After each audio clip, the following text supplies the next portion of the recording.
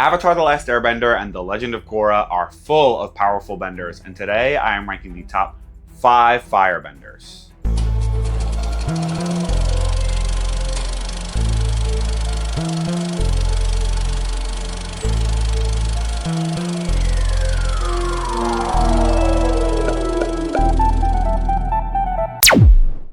This is Popcorn Heist, where I love discussing movies and TV and ranking things from worst to best. And throughout the month of April, I'm discussing the most powerful benders from Avatar: The Last Airbender and The Legend of Korra. 2 weeks ago, I discussed the most powerful water benders. Last week, I discussed earthbenders. This week, I'm discussing firebenders. And next week, I'm discussing airbenders. So if you're interested in Avatar: The Last Airbender, definitely check out those videos, subscribe to the channel, and turn on notifications so you can see when I drop the final Airbender video. Of course, spoilers for Avatar: The Last Airbender and The Legend of Korra. In this ranking, I'm discussing how powerful characters are when we see them in either show, Avatar: The Last Airbender or The Legend of Korra. I won't be discussing how powerful characters are when they're in the Avatar state, because I feel like that gives avatars kind of an unfair advantage, but I will be discussing how powerful each character is in both core firebending and the subgenres of the bending type. So in this case, lightning bending, lightning redirection, and combustion bending. I'm not just discussing raw power and how potentially powerful each character could become. I'm discussing how powerful we actually see them in either Avatar: The Last Airbender or The Legend of Korra. But before I get to the ranking, at Popcorn Heist, I choose a quote per video, and the quote of today's video is, "Fire is alive. It breathes, it grows," which is said by Zhang Zhang in Season 1 of Avatar: The Last Airbender to Aang when he's attempting to learn firebending before learning some of the other elements. And I feel like this is just an interesting quote about fire in general and firebending and how it kind of compares to the other elements and how it is an ever-changing thing and something that kind of needs to be controlled, or else it can get really destructive and really powerful. So I just think it speaks to the nature of both fire and firebending. At number 5, I have Mako, who's really the main firebender on Korra's squad throughout The Legend of Korra, and also a love interest to Korra in the early seasons of The Legend of Korra. We don't really see Mako training up as a firebender in The Legend of Korra. He kind of comes into the show as a pretty powerful firebender who's able to compete in pro bending and also able to lightning bend from when we first meet him. And lightning bending is a skill that only a few firebenders have. I guess in the time period of Legend of Korra, it is a little bit more common. You see some of the people who control the electricity in Republic City using lightning bending, but it's still a powerful firebending type. And Mako is one of the characters who is able to use it throughout The Legend of Korra and goes up against some really powerful foes. He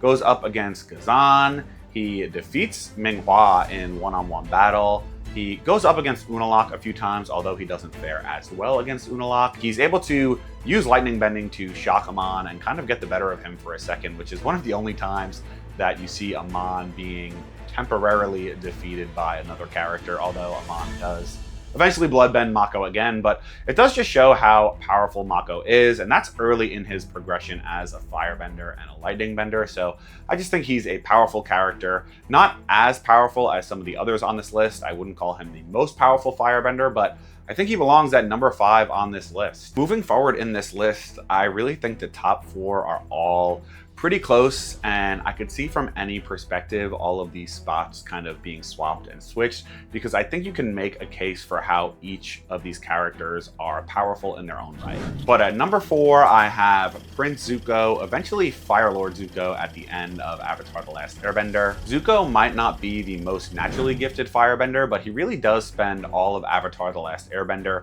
learning and growing and really becoming a more and more powerful character and firebender. We never see him using lightning bending in either show, but we do see him learning lightning redirection from his uncle Iroh and kind of learning how to use the power of other elements to contribute to how powerful his firebending is and make him a better bender overall. And we see him go up against some really powerful adversaries throughout Avatar: The Last Airbender. He fights Aang a bunch of times, he fights Katara a bunch of times, and he fights Azula a bunch of times. Granted, he does lose a lot until the final Agni Kai. Once he accepts his destiny and joins Team Avatar, he actually loses a lot of his ability to firebend, but that just makes him more powerful in the end because he's able to learn from the dragons and really tailor his firebending and learn a new kind of style of firebending.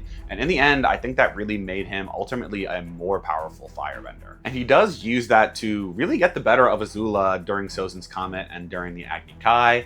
And granted, she is a little bit mentally unstable at that point, so you can argue she's not at her most powerful, but she really does have to pull a cheap move and direct her lightning at Katara instead of Zuko so he protects her, and she's able to subdue him that way. And he does eventually become Fire Lord, so I'm excited to see how powerful he really becomes in future Avatar movies and future Avatar media, because I do think he has a lot of potential now that he's in that role and kind of leading the Fire Nation. In his one fighting scene in The Legend of Korra, he does lose pretty easily to Ghazan, the lava bender from the Red Lotus, and I feel like they kind of did him dirty with that scene, and I always hated that they wrote that scene in because it leads me to believe that Zuko is not as powerful and doesn't become as powerful as I really imagined from Avatar: The Last Airbender. But ultimately, Zuko is not the most natural talent, but becomes a super powerful firebender, which is why he is number 4 on this list. At number 3, I have Azula, who's maybe the most natural bender in the Avatar world. I would say it's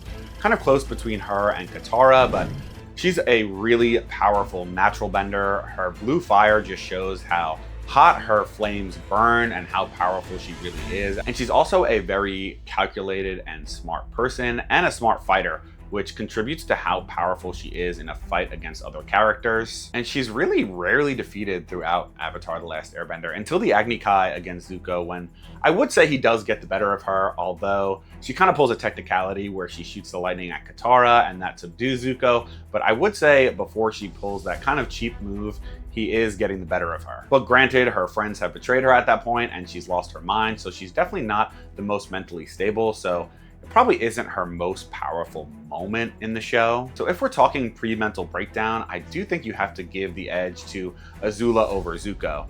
Zuko can lightning redirect, and we don't know that Azula can, but Azula is able to use lightning bending, and her blue fire just shows how powerful she is and how natural of a bender she is.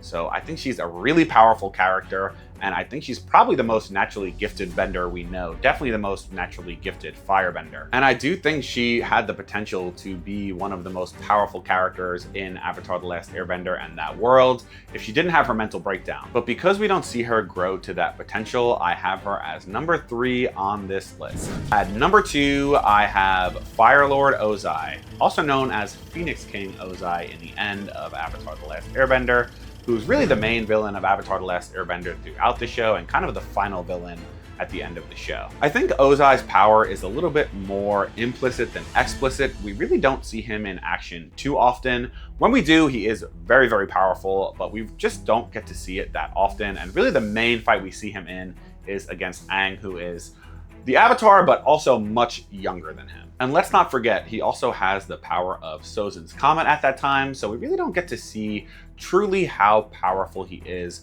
without the boost of Sozin's Comet. He's a cold, calculated, and manipulative character, and all around just an evil character, but you can't deny how powerful he is, and that's why he's able to really keep his grip on the Fire Nation. And he's really only able to be brought to his knees when Aang is using the Avatar state, so definitely can't deny how powerful this character is, or else he wouldn't be the main villain of the show. I do think if Azula didn't go mad and we kind of got a chance to see her a few years down the line, she probably would have been more powerful than Ozai. But just given how we see them in the show, I do think I have to give the edge to Ozai. I think if they went one-on-one in a fight, I do think Ozai would have been able to best her. So Ozai, definitely a powerful character, and although he's the main villain of Avatar: The Last Airbender, I do think that there is one character who is more powerful. But before I get to my top choice, some honorable mentions are Combustion Man, who I like to call as his original government name of Sparky Sparky Boom Man,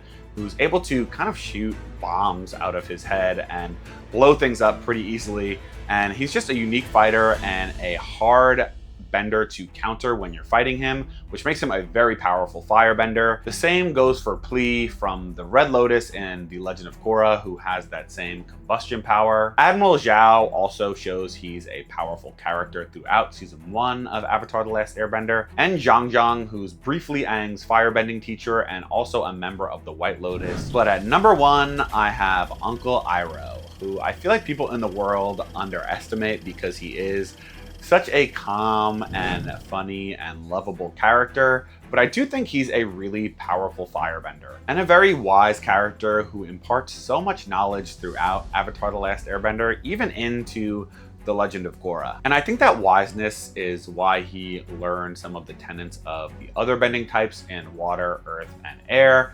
And that contributes to his understanding of all the elements and contributes to how he uses firebending, and it really makes him an all-around more powerful bender. He also learned firebending from dragons, so he kind of has all this different knowledge that contributes to a holistic knowledge of bending and a knowledge of firebending that's kind of unmatched by any other character we know. He's able to use lightning bending and creates lightning redirection from his understanding of the other elements. So he really is the master of all of those sub-bending types that we know, I guess except combustion bending, but that seems like that's a very specific type of bender. He also has a knowledge of spirits and the spirit world, and although that doesn't directly contribute to his firebending, I do feel like that does contribute to his overall knowledge of the world and knowledge of bending, and does make him an overall more powerful character. In season 3, he says he doesn't know if he would defeat Ozai, but just given his wise nature and measured approach to fighting, and his holistic knowledge of the world and all of the bending types that contribute to his firebending, I do think I would give him the edge over Ozai as the most powerful firebender. And I'd also give him the title of the character I would want to have tea with the most. If you enjoyed this ranking, definitely go and check out my top 5 waterbenders and earthbenders ranking, and subscribe and turn on alerts so you can get a notification when I post my top 5 airbenders ranking.